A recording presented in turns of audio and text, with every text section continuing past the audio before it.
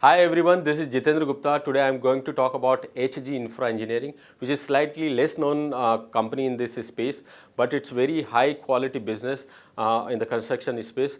Let me briefly tell you about the key investment arguments and why we like this particular stock at this point in time. First, it's run by very highly or prudent, very extremely prudent management. So if you look at, there are hardly any company in this particular space which can make operating margins in the range of 15 to 16% and earn return on equity in excess of 35%.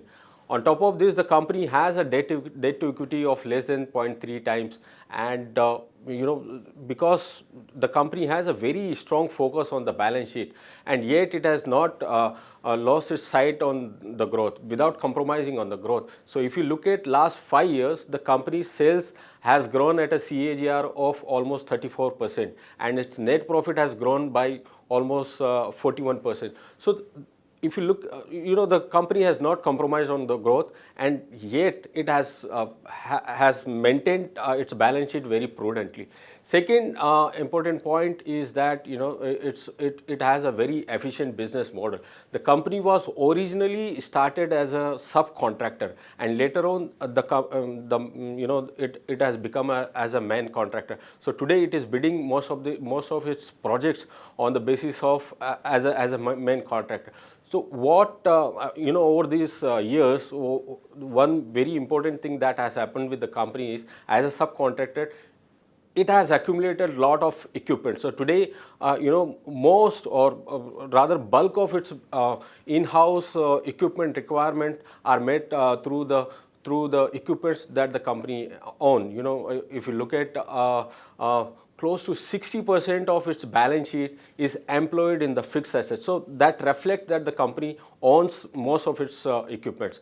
What it brings to on the table, in terms of the advantage is that its cost of operation is very low. It is very competitive in the market. So when it go and bid for the projects, its bids are very competitive in the market, and because of that, its project winning ratio is very high.